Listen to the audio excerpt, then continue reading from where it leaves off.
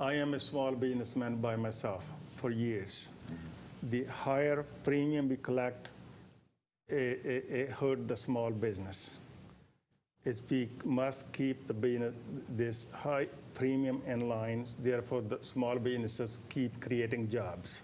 Jobs, jobs, jobs. That's what we need. This is what the Canadians need. And increasing this unemployment insurance is not the solution. Decreasing is to create more jobs. As we all agreed, small business create many, many thousands of jobs, and we should stay on this thing, on this level, and stay on it to keep creating jobs.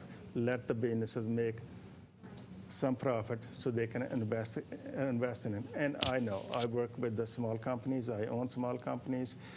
Anytime you take a small portion of profit out and the small businesses, it hurt.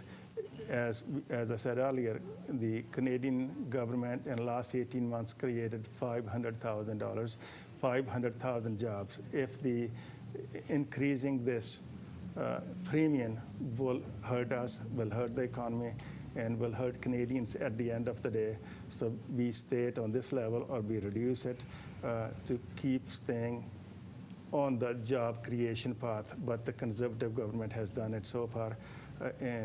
Again, jobs and cutting taxes, giving more money to the family is the solution, not increasing it. Thank you very much. Ms. Hawkins, we may begin. I wasn't aware they were going to increase employment insurance. Probably not too much. They're increasing CPP or trying to. Employment insurance had a surplus of some $50 billion that disappeared a while ago. So employment insurance is funded, but there are a number of things that are happening in society and in the community now that we have to take into account. There's an aging population, and 36% of Canadians are either on temporary or part-time jobs. Jobs aren't stable anymore. You can't be assured of going into a job and staying there for a whole lifetime. And on a regional basis, you have different economic situations. People are carrying higher levels of personal debt. So the NDP position is that we need to keep employment insurance at a higher level now for people until we get to the pre-recession level of jobs. We're not there yet. We need to also provide more compassionate leave for people. People are the sandwich generation now. They've got kids at home and their parents are there too. And they might have to take up to 6 months off, not just 6 weeks, 6 months off with employment insurance to take care of a loved one who's at the end of their life. Okay, thank you very much. Ms. McCallum, you may begin. Well, thank you. It's certainly true that employment insurance premiums are a tax on jobs. And it's certainly true that the Conservatives are proposing to raise these in coming years. That's been in their budgets, so that's not good. It's also true that we in the Liberal Party have proposed an employment insurance holiday for companies hiring young people. But since we're talking about jobs, and since we have a Chinese audience, I'd like to talk about another source of jobs, which is a growing relationship between China and Canada. I believe that the Liberal Party 40 years ago was the first to recognize China under Pierre Trudeau. We had the Team Canada missions to China under Jean Chrétien.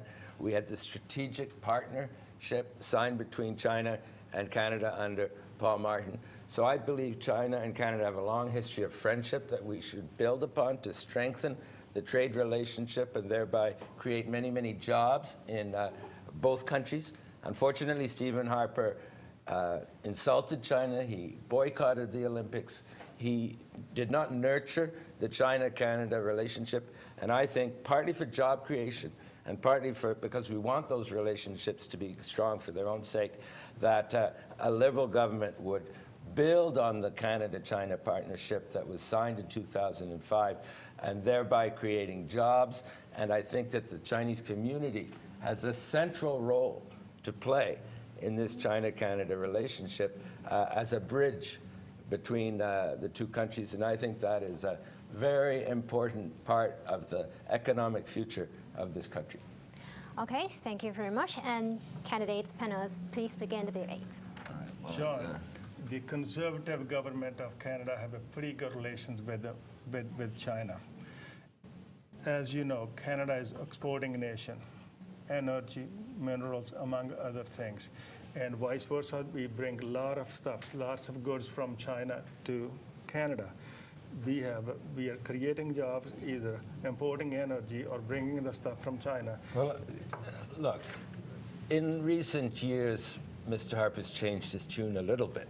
But if you look at the first 3 or 4 years, what do you see? You see China insulted in many ways. One of the Conservative MPs, Rob Anders, equated the Beijing Olympics with the Olympics under the Nazis in Berlin in 1936. We have Mr. Harper boycotting the Olympics in Beijing. Even George Bush went there.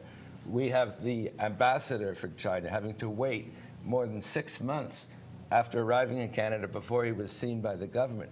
We have the government of Canada accusing China of having spies in everybody's bathroom in this country. So I think in the earlier years, Mr. Harper was extremely hostile to China, and it's only in recent years, under pressure from business, that he's gone there once. When he went there, he was scolded by the Chinese leadership because he's finally been made to understand that China is important for the Canadian economy, Canadian jobs. But until very recently, he took every step possible to insult China. China, that is incorrect. Every example I gave you is true. It's absolutely incorrect. You're going back to the desperate liberal situation Tell me one thing I said that's not true. Prime Minister Harper was there. No, he boycotted the Olympics. Is that true or not true? That's true. But I couldn't speak. Rob Anders equated Beijing with the Nazis. True or not true? I couldn't speak on his behalf. I am here. Okay, sorry to interrupt, but please stay on the topic for the EI. Okay, sure. Okay, let me go back to the new because a lot of new immigrants coming to Canada, right? I think for the insurance. Okay. Yeah. So actually for the can you give us something, because it used to be we have the people can go for to see the eye, to the dental, the insurance, the ident. Now it's the OHIP doesn't cover all these things. So actually, will be anything we can work out some package of insurance to cover this. So I mean, it will be ease a little burden from the the family, because all this we have to take care of them. Right now, the government doesn't seem to take care of these the dental, the eye problem. Extra, right? what do you call it? Extra insurance, private insurance. What do you call it? They can work out something, maybe a special package of the insurance for the employees? No, for the family, for the employees. We're talking about the employees, right? Right. So if employer can have some sort of a package. For the small business owner, even for the family, for the new immigrant when they come in, when they couldn't find a job yet, is there anything you can help them? Because it's, when you go to see a dentist, it's very expensive nowadays, right? And you see the eye doctor is very expensive today, right? For a new immigrant, maybe they don't get used to it, all these things. I mean, only the family doctors only cover the natural things. So. Jack Layton is looking on increasing Medicare to cover more expenses, more prescriptions. But we're taking it one step at a time. We can't cover everything right away. It would be when the country can afford it. Until then, those things have been cut. OHIP has cut back with optical visits. A lot of this is provincial, right. and we're federal. Right. But one of the things that the federal government has traditionally done, which is important, is to help immigrants settle into the country by providing counsel, support, language training. And we think those are important for the new Canadians to make a smooth transition to Canadian life. And as I said earlier, this government has cut those services. Just in Ontario, there was a cut of about $50 million to settlement agencies in the last few months.